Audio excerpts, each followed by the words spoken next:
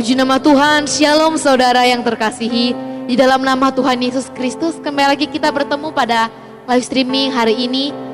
Saya yakin dan percaya bahwa sepanjang hari-hari ini senantiasa kita terus diberkati dengan kasih dan berkat Tuhan yang sangat luar biasa dalam kehidupan kita. Dan pada hari ini kita akan sama-sama diberkati dengan pujian penyembahan. Dan bahkan ada penyampaian kebenaran firman Tuhan yang akan disampaikan oleh hambanya. Biarlah kiranya ibadah pada hari ini dapat memberkati kita dimanapun kita berada. Dan mari kita siapkan hati kita untuk kita masuk ke dalam pujian penyembahan. Haleluya.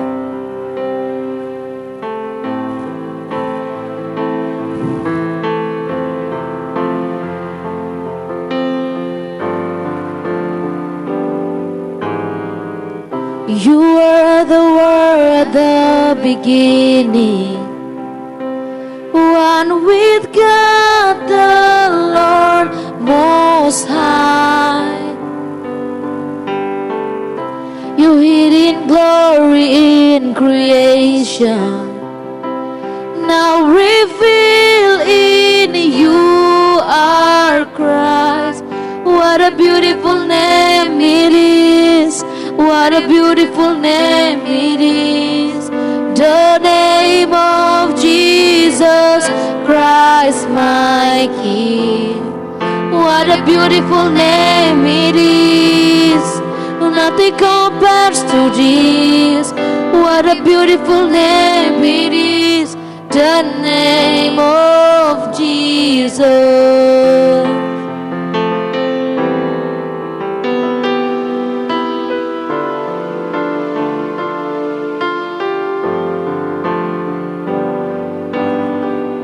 You were the word at the beginning, one with God the Lord Most High.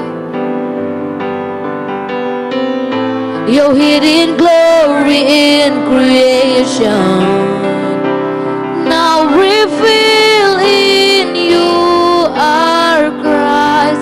What a beautiful name it is. What a beautiful name it is. The name of Jesus Christ my King. What a beautiful name it is. Nothing compares to this. What a beautiful name it is. The name of Jesus.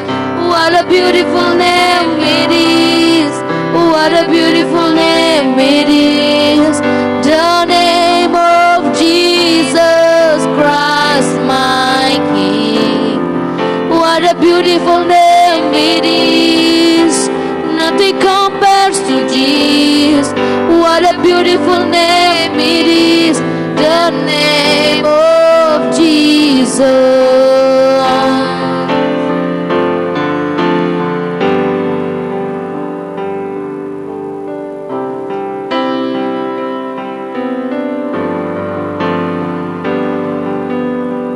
You are the word at the beginning, one with God the Lord Most High.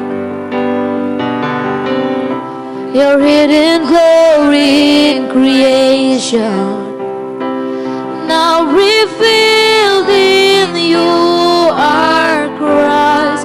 What a beautiful name it is. What a beautiful name it is.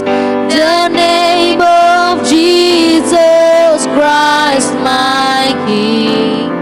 What a beautiful name it is. Nothing compares to this. What a beautiful name it is. The name of Jesus. What a beautiful name it is. The name of Jesus. What a beautiful name it is. The name of Jesus. Hallelujah. What a beautiful name, Jesus. Hallelujah. Terima kasih Tuhan.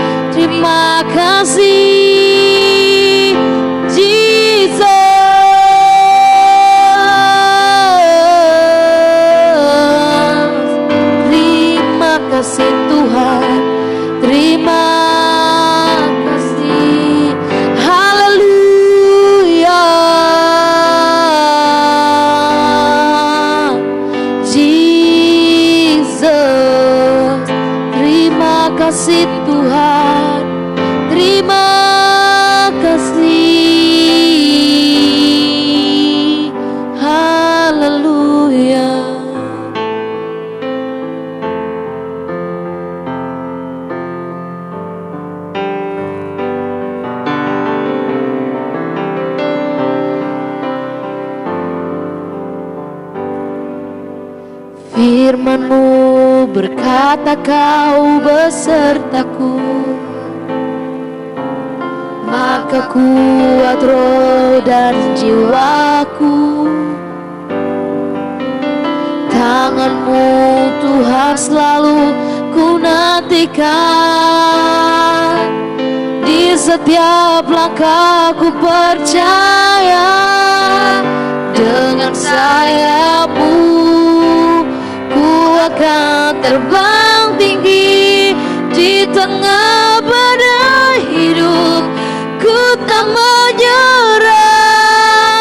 Kau kekuatan dan perlindungan bagiku, pertolonganku di tempat maha tinggi. Ku mengangkat tanganku, aku berserah. Kau ku nantikan, Kau yang ku sembah, Yesusku, Rajaku.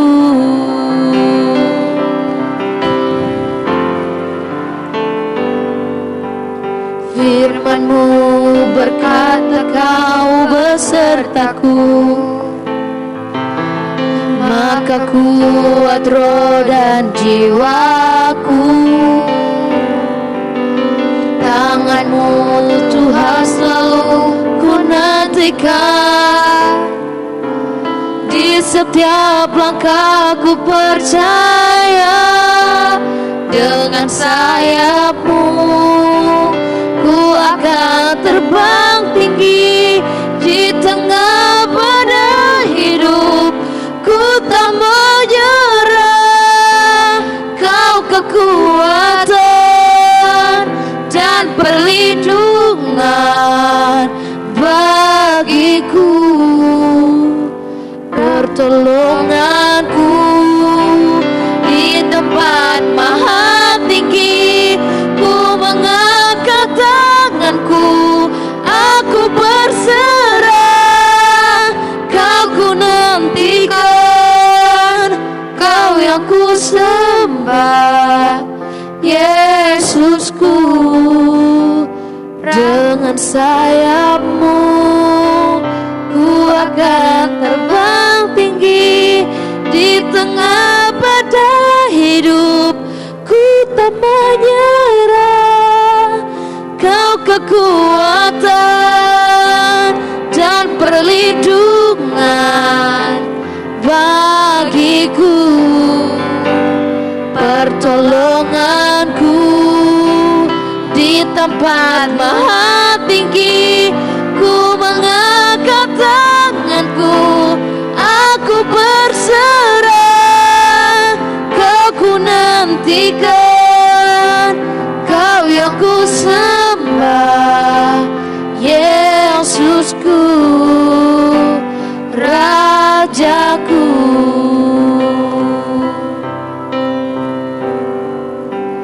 Dengan sayap-Mu ku akan terbang tinggi, di tengah badai hidup ku tak menyerah. Kau kekuatan dan perlindungan bagiku, pertolonganku di tempat maha tinggi. Ku mengangkat tanganku, aku berserah. Kau ku nantikan, Kau yang ku sembah. Kau ku nantikan, Kau yang ku sembah. Kau ku nantikan, Kau yang ku sembah, Yesusku, Rajaku. Saya serahkan kepada hambanya yang akan bawakan kebenaran firman Tuhan kepada malam hari ini.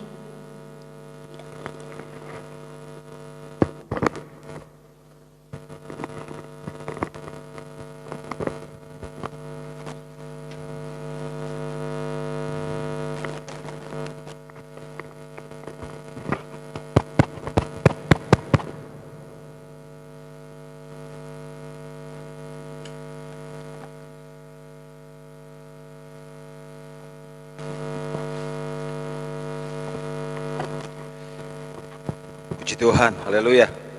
Tundukkan kepala saudara, kita akan berdoa. Kami bersyukur, kami berterima kasih buat hari ini. Terima kasih Tuhan buat anugerah dan kebaikan Tuhan yang kami boleh nikmati sepanjang hari ini. Kami percaya bahwa pertolongan Tuhan, perlindungan Tuhan sempurna atas kehidupan kami. Terima kasih Bapak Surgawi.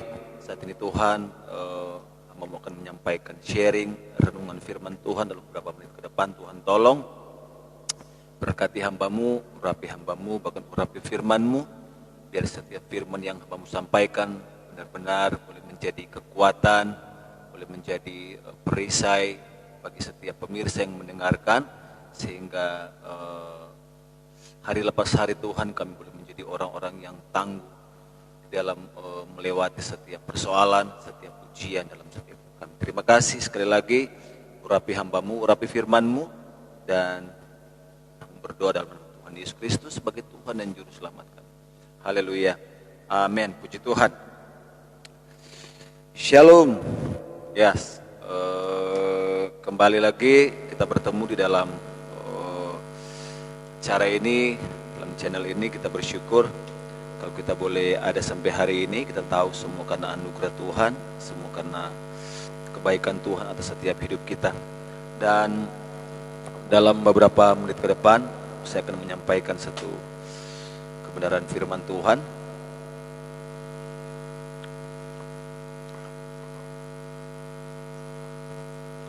Kita akan melihat satu kebenaran firman Tuhan di dalam Yakobus. Saya tahu bahwa kita sudah mengerti setiap ayat-ayat firman Tuhan ini, dan tidak mengapa kalau kita sama-sama sharing, kita sama-sama belajar dari firman Tuhan yang ada pada malam hari ini. Dalam Yakobus pasal yang pertama, Yakobus pasal yang pertama ayatnya yang kedua. Yakobus pasal yang pertama ayat yang kedua, demikianlah firman Tuhan. Saudara-saudaraku, anggaplah sebagai suatu kebahagiaan apabila kamu jatuh ke dalam berbagai-bagai pencobaan. Sekali lagi saya bacakan. Saudara-saudaraku, anggaplah sebagai suatu kebahagiaan apabila kamu jatuh ke dalam berbagai-bagai pencobaan. Puji Tuhan, ini adalah satu ayat yang luar biasa bagi kita, dan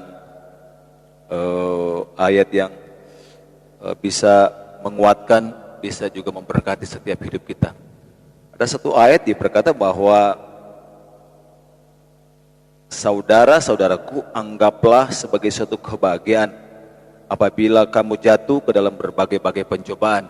Puji Tuhan, firman Tuhan berkata bahwa anggaplah sebagai suatu kebahagiaan. Jadi memang bagi orang awam, bagi orang-orang yang kurang percaya atau imannya lemah, atau orang-orang yang belum mengenal Tuhan, bahwa ini merupakan satu perkataan yang sangat sulit. Dan saya tahu bahwa tidak ada satu manusia pun yang ingin jatuh ke dalam persoalan. Tidak ada satu manusia pun yang ingin masuk dalam masalah demi masalah. Tidak ada satu manusia pun yang ingin hari lepas harinya dia itu penuh dengan persoalan. Tidak ada satu manusia pun di dalam dunia ini yang ingin hari lepas hari selalu ada dalam ujian, dalam setiap masalah, persoalan, pencobaan apapun. Tidak ada satu manusia pun yang menginginkan hal ini. Bahkan saya mau katakan bahwa tidak ada satu manusia pun yang menginginkan ayat 2 ini dalam Yakobus 1 ayat 2, tidak ada. Sekaliber orang percaya pun tidak akan pernah menginginkan bahwa menyetujui ayat ini, bahwa anggaplah sebagai satu kebahagiaan apabila kamu jatuh ke dalam berbagai-bagai pencobaan. Jadi bukan hanya satu persoalan, dua persoalan, bukan hanya satu ujian, tapi ini berbagai-bagai ujian. Artinya mungkin saya bisa mengartikan bahwa ujian yang A belum selesai, sudah datang ujian yang B. Artinya bahwa bukan ujian yang sama terus setiap hari, tidak. Bukan hanya ujian yang A terus setiap hari, tidak. Tapi kalau saya membaca di sini bahwa jatuh ke dalam berbagai-bagai pencobaan, mungkin saya mengartikan bahwa berbagai-bagai pencobaan adalah bahwa saya katakan tadi, persoalan A belum selesai, sudah datang yang B dan kemudian yang C. Artinya bertubi-tubi persoalan itu datang, silih berganti persoalan itu datang dalam hidup kita. Tidak ada orang yang mau seperti itu, saudara. Tapi firman Tuhan tentunya bukan tidak punya alasan bahwa untuk kita membaca ayat ini. Kalau saya membaca bahwa dalam bahasa Indonesia, dalam KBB, Kamus Besar Bahasa Indonesia, adalah ujian itu atau uji itu adalah memeriksa, menyelidiki. Coba kita lihat biar kita sama-sama mengerti.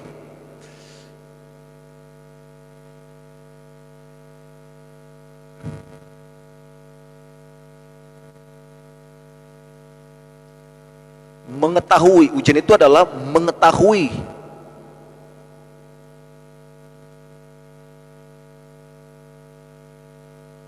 Memeriksa, mengecek atau menyelidiki. Jadi setiap ujian yang terjadi dalam hidup kita tentunya bahwa untuk mengetahui, artinya bahwa untuk mengetahui setiap kekuatan, untuk mengetahui, artinya bahwa kalau kita membeli barang biasanya kita selalu Mas atau kok coba dulu, tes dulu, ini barang ini bagus enggak, atau barang ini benar-benar hidup enggak, atau nyala enggak. Atau biasanya kalau kita beli barang-barang elektronik, biasanya kita HP atau televisi, biasanya kita harus coba dulu, artinya kita uji dulu, kita lihat dulu, kita periksa dulu, ini barang ini hidup apa tidak. Nah, seperti itu ujian juga seperti itu, saudara, bahwa untuk memeriksa, untuk memeriksa atau menyelidiki setiap keberadaan seseorang. Nah, di dalam ayat 2 ini, dalam terjemahan lain berkata begini, saudara-saudaraku, anggaplah sebagai keuntungan. Di dalam terjemahan baru berkata bahwa anggaplah itu sebagai satu kebahagiaan. Tapi dalam terjemahan lain berkata bahwa anggaplah itu sebagai satu keuntungan. Nah, kita baru menyadari bahwa di sini Alkitab tidak serta-merta memberikan bahwa menyampaikan bahwa kita harus hidup di dalam ujian persoalan, tapi justru Alkitab memberikan solusi bahwa di situasi kita mengalami ujian, persoalan, masalah, tentunya Alkitab berkata bahwa ada keuntungan di balik semua itu. Sebab itu saya bacakan tadi bahwa anggaplah sebagai suatu keuntungan apabila kita jatuh ke dalam berbagai-bagai persoalan, pencobaan. Puji Tuhan, dan kita akan melihat dalam beberapa menit ke depan bahwa saya akan berikan 2 poin saja, saudara, bahwa keuntungan, sesungguhnya bahwa keuntungan dari setiap ujian, keuntungan dari setiap apa yang terjadi. Artinya bahwa ketika ujian datang dalam hidup kita, kita akan tahu setiap kapasitas hidup kita. Kita akan melihat yang pertama,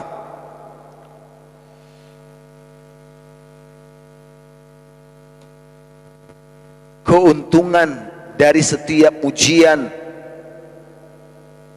keuntungan dari setiap pencobaan, setiap masalah, setiap apapun yang terjadi dalam hidup kita, itu adalah bagian dari proses. Tapi saya percaya bahwa emas tidak akan menjadi emas kalau dia tidak pernah melalui proses yang panjang. Perak tidak akan menjadi perak kalau dia tidak mengalami satu proses itu. Jadi emas itu kita akan lihat bahwa kalau kita sudah lihat, oh ini emas, tentunya kita tahu bahwa prosesnya itu panjang, saudara. Jadi saya tidak perlu kasih tahu bahwa saudara pasti tahu bahwa proses dari menghasilkan sebuah emas yang murni itu pasti prosesnya akan sangat panjang. Nah, kita akan melihat keuntungan dari setiap ujian yang kita alami. Kita akan lihat dalam ayat yang ketiga. Sebab kamu tahu bahwa ujian terhadap iman itu menghasilkan ketekunan. Sebab kamu tahu bahwa ujian terhadap imanmu itu menghasilkan ketekunan. Yang pertama, bahwa keuntungan daripada ujian yang kita alami hari-hari ini adalah, yang pertama adalah sebab kamu tahu, ayat 3, sebab kamu tahu. Artinya bahwa ada begitu banyak orang yang tidak menyadari, ada begitu banyak orang yang tidak tahu akan keuntungan dari setiap ujian, dari setiap apa yang dialami. Kita tahu bersama bahwa kalau kita akan naik kelas, kalau kita akan masuk ke jenjang yang berikut, entah di SMP atau SMA, otomatis ada yang namanya proses ujian. Jadi apakah dia benar-benar layak, sudah siap untuk masuk ke jenjang berikutnya, untuk masuk ke jenjang SMA atau SMP atau perguruan tinggi, otomatis semuanya itu diuji lewat ujian. Nah, ada begitu banyak orang yang tidak tahu. Sebab itu Yakobus berkata bahwa sebab kamu tahu, artinya bahwa kita harus tahu bahwa setiap ujian yang terjadi dalam hidup kita itu mendatangkan keuntungan. Coba kita lihat, bandingkan di dalam Yakobus pasal yang kelima. Kita bandingkan dalam Yakobus pasal yang kelima, ayatnya yang ke-9. Saudara-saudara, janganlah kamu bersungut-sungut dan saling mempersalahkan. Yakobus 5 ayat 9. Saudara-saudara, janganlah kamu bersungut-sungut dan saling mempersalahkan. Artinya bahwa orang yang tidak tahu dengan ujian yang dihadapi, orang yang tidak tahu dengan persoalan yang dihadapi hari-hari ini, bahwa itu akan mempersulit dia. Artinya bahwa dia akan mudah. Nah, saudara-saudara, janganlah kamu bersungut-sungut. Artinya yang pertama, bahwa dia akan mudah bersungut-sungut. Dia akan gampang bersungut-sungut ketika ujian, ketika masalah terjadi dalam setiap perjalanan hidupnya. Ketika dia tidak menyadari itu, ketika dia tidak tahu bahwa semuanya itu mendatangkan keuntungan bagi iman dia, bagi kepercayaan dia kepada Tuhan, dia akan lebih mudah bersungut-sungut.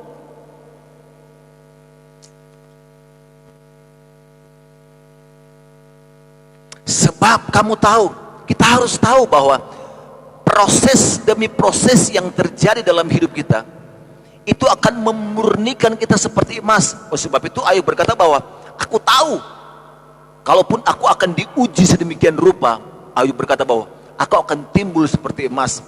Jadi proses itu mendatangkan keuntungan bagi setiap orang yang percaya. Setiap ujian, setiap proses yang terjadi dalam hidup kita sesungguhnya itu membuat kita tahu bahwa kita punya kapasitas iman yang luar biasa di hadapan Tuhan. Ada satu lagu lama yang diciptakan oleh guru saya, dosen saya itu, almarhum Pak Pendeta Awandatu. Dia berkata bahwa dulu ku tak tahu Tuhan, berat ku rasakan. Setiap persoalan, setiap ujian yang terjadi dalam hidup kita, ketika kita tidak tahu, itu sangat berat, sehingga di dalamnya itu ada namanya bersungut-sungut. Kalau kita tidak tahu semuanya itu berat sekali untuk menjalaninya. Sama seperti saya mendengar satu cerita bahwa waktu saya tinggal di Bekasi, ada tetangga kita orang Batak, dia masuk Poluan. Kita kenal semua anak-anak kita juga dia kenal. Ketika istri saya tanya gimana latihannya, dia bilang, Kak, itu berat sekali, itu sangat berat, bahkan melelahkan, fisiknya melelahkan. Tapi dia baru tahu sekarang bahwa dia sekarang udah jadi Poluan dan ditempatkan di daerah Kalimantan, dan dia juga beruntung. Kenapa? Karena dia menikah juga dengan suaminya yang tentara, TNI, Angkatan Darat. Kalau dia tidak melalui proses yang panjang itu, capek, lelah fisiknya, akhirnya dia menjadi Poluan dan dia dipertemukan Tuhan dengan orang yang luar biasa juga dari sesama dinas TNI. Dulu ku tak tahu, berat ku rasakan, tapi kalimat berikutnya berkata bahwa tapi ku mengerti sekarang. Setiap apapun yang terjadi dalam hidup kita, hari-hari ini kita tidak mungkin mengerti. Ketika orang mengalami proses, ketika orang mengalami ujian, ketika orang mengalami persoalan, pencobaan, dia tidak akan tahu. Dia tidak akan tahu. Tapi lagu itu berkata bahwa tapi ku mengerti sekarang. Nanti kelak ketika proses itu sudah selesai, dia akan tahu, dia akan sadar bahwa benar semuanya itu indah rencana Tuhan. Itu yang pertama, saudara. Keuntungan yang pertama dari setiap ujian. Nah, diberkata begini. Kita kembali lagi dari ayat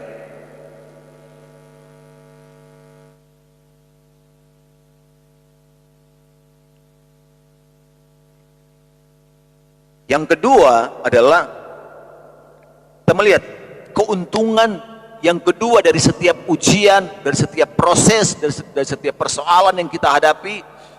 Kita harus tahu bahwa yang kedua, kita melihat ayat yang keempat. Tadi saya bilang tadi bahwa saya kasih 2 poin saja, saudara. Jadi cuma 2 poin.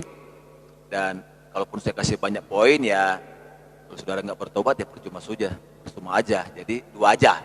Jadi 2 poin saja nanti. Ayat yang 4. Dan biarkanlah ketekunan itu memperoleh buah yang matang, supaya kamu menjadi sempurna dan utuh dan tak kekurangan sesuatu apapun. Keuntungan dari ujian yang kedua adalah, kita lihat, saya bacakan sekali lagi. Dan biarkanlah ketekunan itu memperoleh buah yang matang, supaya kamu menjadi sempurna dan utuh dan tak kekurangan sesuatu apapun. Yang kedua adalah keuntungan yang kedua, kita menjadi orang-orang yang dewasa di dalam Tuhan. Kita menjadi orang-orang yang dewasa, orang-orang yang matang. Kita melihat di sini dalam terjemahan lain diberkata begini, memperoleh buah yang matang. Artinya bahwa menjadi dewasa, memperoleh buah yang matang. Kita menjadi orang-orang yang dewasa. Kita menjadi orang-orang yang matang. Artinya bahwa ketika ujian terjadi atas hidup kita, itu akan membawa kita kedewasaan, itu akan membawa kita kematangan di dalam berpikir, itu akan membawa kita kematangan di dalam kita bertindak, di dalam kita mengambil keputusan. Artinya bahwa sekali lagi, keuntungan dari setiap ujian adalah membawa kita kepada kedewasaan, kematangan.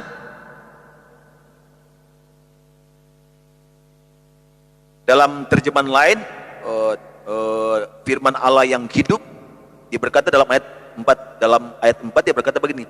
Jadi orang-orang yang dewasa itu orang-orang yang tidak melarikan diri dari setiap persoalan. Nah, saya bacakan dulu biar Bapak Ibu Saudara tahu. Ayat 4. Sebab itu biarkanlah kesabaran saudara tumbuh dan janganlah melarikan diri dari persoalan yang saudara hadapi. Nah,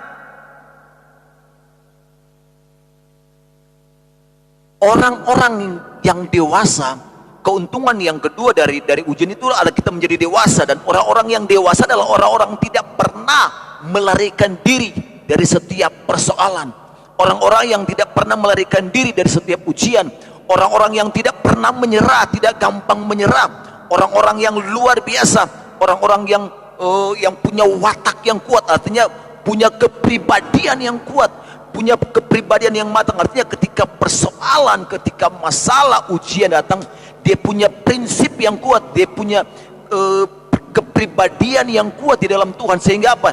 Dia tidak gampang melarikan diri dari setiap persoalan, dia tidak gampang menyerah di situasi, di tengah-tengah persoalan, entah itu bertubi-tubi persoalan yang datang, dia tidak akan pernah menyerah. Nah, orang-orang yang dewasa adalah orang-orang yang sanggup menghadapi segala sesuatu. Dia sanggup dia akan menjadi pribadi yang kuat. Jadi keuntungan dari ujian yang kedua adalah kita menjadi orang-orang yang dewasa, orang-orang yang kuat, orang-orang yang matang, bukan lagi anak-anak, bukan lagi masih baik, tapi kita menjadi orang-orang yang matang, orang-orang yang kuat, orang-orang yang tidak gampang menyerah, orang-orang yang tidak gampang melarikan diri dari setiap persoalan, orang-orang yang punya kepribadian yang kuat, orang-orang yang sanggup, orang-orang yang kuat menghadapi segala sesuatu. Coba kita lihat, kita bandingkan di dalam 1 Samuel pasal yang ke-30. 1 Samuel pasal yang ke-30.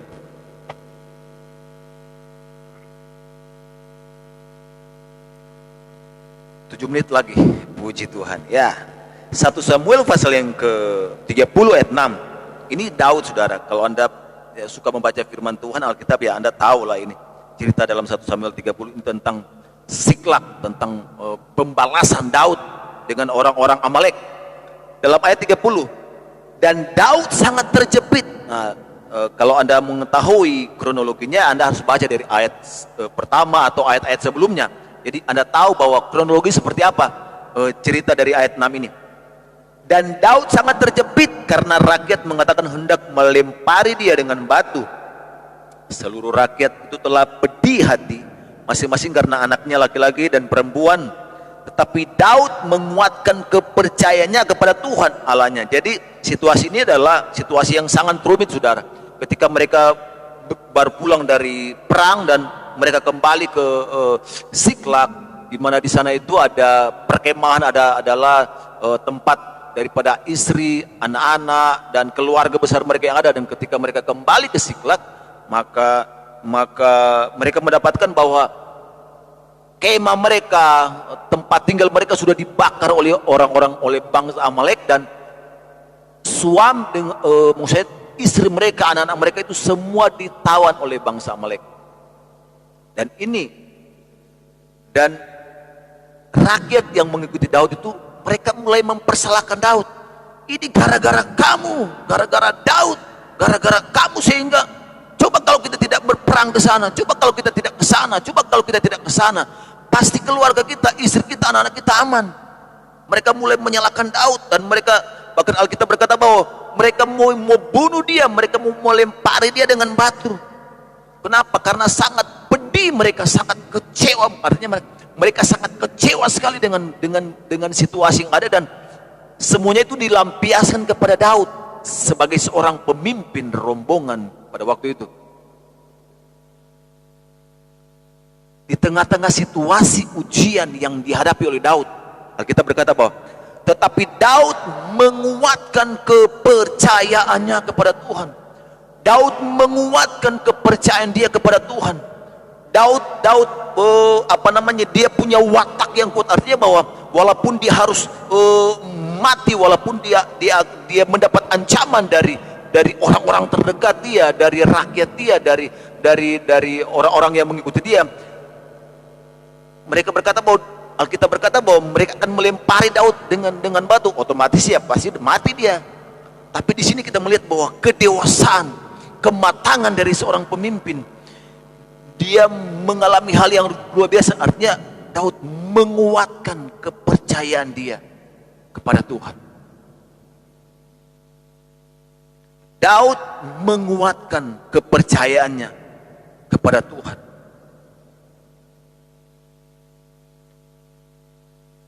Keuntungan yang kedua itu adalah menjadi dewasa. Kita menjadi orang-orang yang matang di dalam Tuhan. Daud menguatkan kepercayaannya kepada Tuhan. Di sini Alkitab tidak menulis bahwa Daud, mungkin kalau kita bisa mengkronologikan cerita ini, bahwa Daud, kenapa sampai mereka harus melempari Daud dengan batu? Karena mungkin di situ ada dialog, ada perdebatan. Semua orang menyalahkan Daud, gara-gara kamu. Dan mungkin ada dialog, sehingga mereka sampai panas hati, marah sama Daud, karena mungkin ya kita tahu lah, kalau sampai sudah selek begitu pasti pasti ada apa namanya, ada jawaban-jawaban atau perkataan-perkataan yang biasanya tidak enak didengar sehingga dia nyolot, artinya kalau bahasa sekarang ambil batu dan sebagainya. Nah, di sini kita melihat bahwa kedewasaan Daud, seorang pemimpin, seorang pribadi yang sangat luar biasa di hadapan Tuhan. Setiap ujian, setiap persoalan yang terjadi atas hidup kita, itu membawa kepada keuntungan. Kita menjadi orang-orang yang dewasa. Kita bukan menjadi kanak-kanak, tidak. Paulus berkata bahwa kalau orang yang anak-anak itu makanannya itu susu. Jadi kalau masih baik sifatnya ya disuapin, dia tidak akan pernah mandiri dan tidak akan pernah menjadi kuat dan tidak akan pernah menjadi matang. Biasanya kalau bayi-bayi rohani, orang-orang yang masih kanak-kanak rohani itu, Yakobus bilang tadi itu gampang bersungut-sungut, suka menyalahkan orang lain. Itu orang-orang yang anak-anak dalam rohani, suka bersungut-sungut menyalahkan orang lain, gampang menyerah, suka melarikan diri dari setiap persoalan, lemah di dalam pendirian.